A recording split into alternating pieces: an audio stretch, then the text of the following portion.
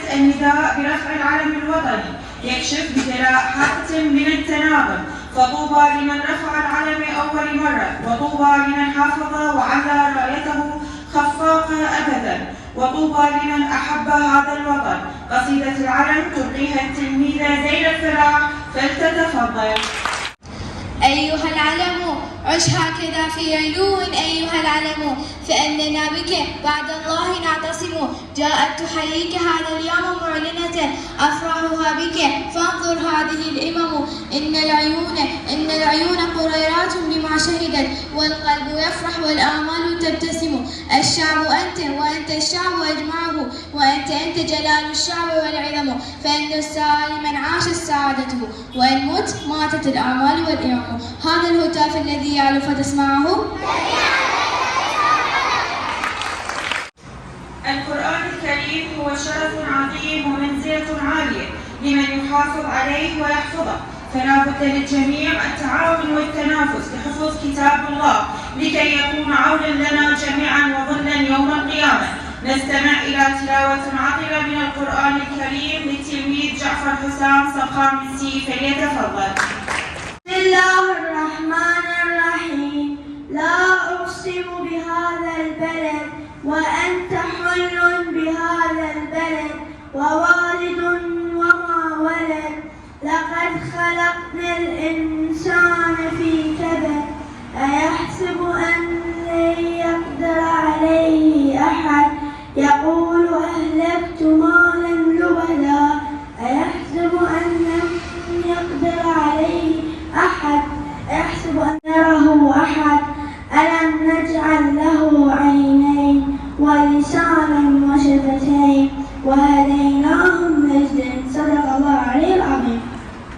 يا حجة الله الجليل وعينه وزعيم إله، وابن الوصي المصطفى شبيه أحمد في كماله. أنت ابن بنت محمد حذوى خلقت على مثاله، فضياء نورك نوره وضلال روحك من ضلاله. فيك الخلاص عن الردي وبك الهداية من ضلاله.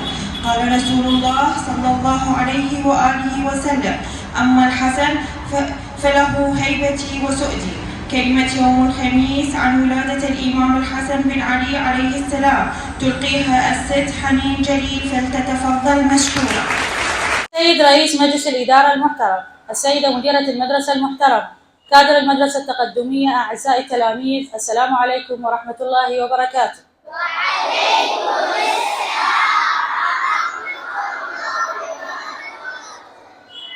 يحتفل المسلمون كل عام في منتصف شهر رمضان المبارك بذكرى ولادة سبط رسول الله صلى الله عليه وآله الإمام الحسن عليه السلام، وبهذه المناسبة أرفع خالص التبريكات للأمة الإسلامية جمعاء. كان الإمام الحسن عليه السلام أشبه الناس برسول الله خلقا وخلقا، ويقول عنه النبي: أما الحسن فله هيبتي وسؤدتي. وتوفرت في الإمام الصفات الرفيعة والمثل الكريم، وتجسدت فيه طاقات الإسلام وعناصره ومقوماته، وقد بلغ الإمام الذروة في فضائله وأصالة رأيه وسمو تفكيره وشدة ورعه. وورث عليه السلام العلم عن جده ووالده، حيث يقول في العلم: تعلموا العلم فإنكم صغار في القوم وكبارهم غدا، ومن لم يحفظ منكم فليكتب. فالإمام عليه السلام يحثنا على العلم والتعلم لما له من أهمية في تقدم الحياة وتطورها. فإذا أردنا أن ننال البر علينا الاقتداء بالنبي وآل بيته في علمهم وأخلاقهم. وفي النهاية أحب أن أختم كلمتي ببعض من أبيات الشعر في مدح الإمام عليه السلام: لعترة المختار حبي القديم، لا سيما هذا الإمام الكريم. لا أسمع اللوم على حبه، أعوذ بالله السميع العليم. فوجهه بدر إذا ما بدا، ولفظه يشبه مر النسيم. بدر جواد مستطاب علمه، ومنطق عذب وكف كريم. أندى من الغيث يدا، لو بها أومأ لأحيا كل عظيم رميم. أبوه نور الله في أرضه، وجده الهادي النبي الكريم. والسلام عليكم ورحمة الله وبركاته. قول الرسول محمد صلى الله عليه وآله وسلم للتلميذ حسين وإيس السادس أي، فليتفضل. قال رسول الله صلى الله عليه وآله وسلم: ما أضلت الخضراء ولا أقلت الغبراء بعد أفضل من علي عليه السلام.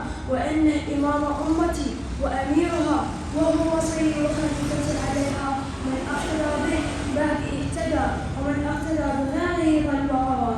إني أنا النبي المصطفى، ما أنطق الفضل علي عني الهوى. إن هو إلا وحي يوحى، اللي نزل به الروح المجتبى، عن الذي له ما في السماوات